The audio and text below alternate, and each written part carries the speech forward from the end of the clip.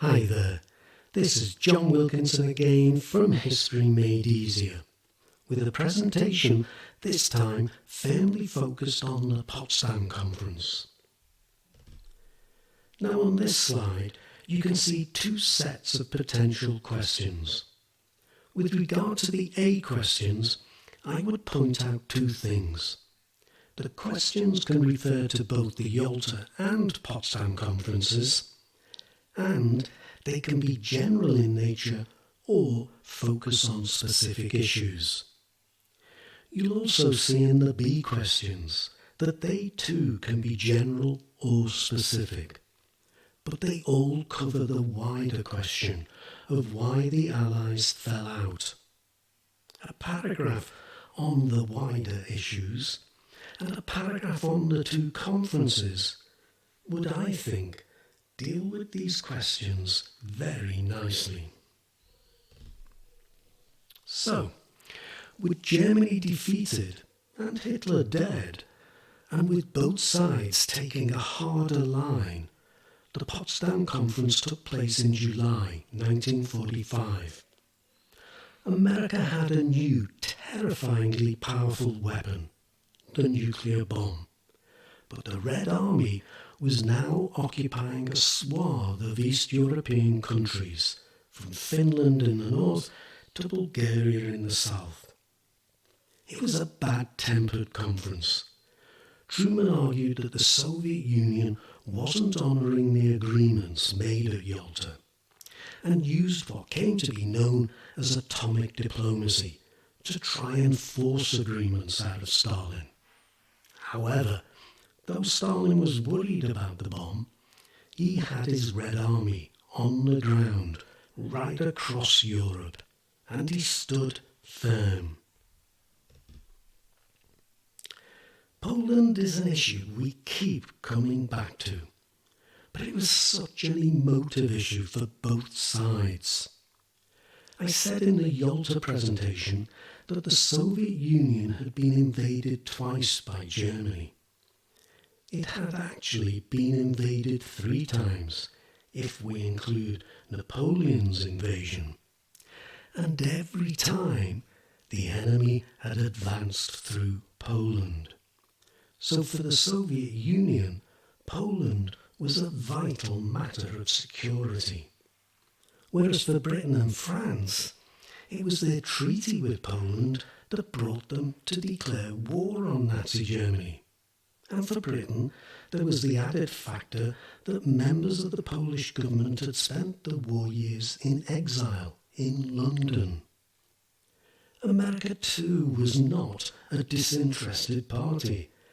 There were 7 million Polish immigrants in America, and if nothing else, that meant votes. Stalin agreed to bring London Poles into the provisional government, but it would still be dominated by the communist Lublin Poles, and there would be no free elections. And Stalin also got his way on the revised Polish borders. The West fared better with Germany, where Stalin didn't get his own way. Stalin still wanted Germany crippled, and he wanted Germany to pay huge reparations. Truman, however, did not want the Allies to repeat the mistakes of the peace treaties that concluded World War I, whilst he wanted a strong Germany as a buffer against the Soviet Union. And so he resisted Stalin's demands. There were agreements made, though. It was agreed that Germany would be governed by an Allied Control Council in Berlin, and that the country would be treated as a single economic unit. All decisions would have to be made unanimously, which ensured the Soviet Union would not be repeatedly outvoted by the 3 Western powers, though in practice it ensured very few decisions were actually taken. The amount of reparations was reduced from that agreed at Yalta, and each country would take reparations in kind from its own occupation zone, though the Soviet Union would be allowed to take some machinery from the West's zones, in return for agricultural goods and raw materials, including coal, from its zone. Though I have to add, it was an agreement that would soon break down. Germany would also be denazified, that is, all Nazi influences purged from German politics and German society. War trials would be held in both Germany and Japan. However, disagreements over details meant that each zone implemented the agreement differently, which left the Soviet Union fearful that in the Western zones, former Nazis would find their way back into positions of power.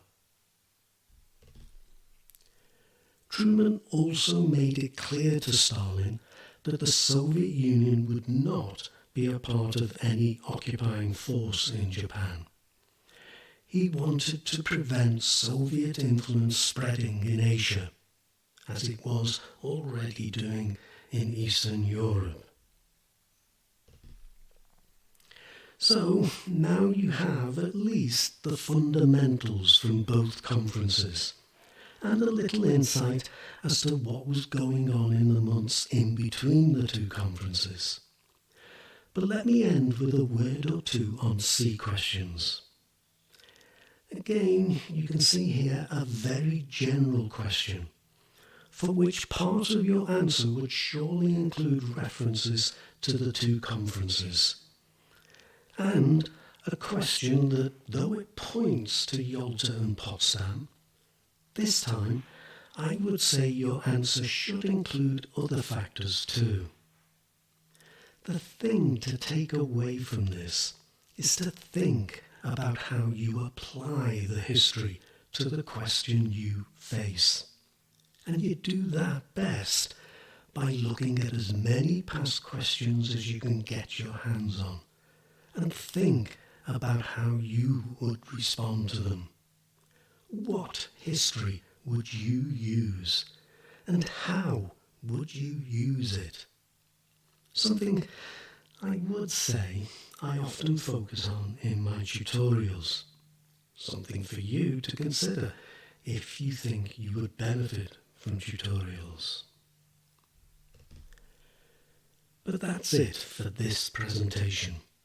I really hope it was useful for you, and I hope whatever stage you're at when you watch this presentation, your studies are going well. Thanks, as always, for listening. Cheers.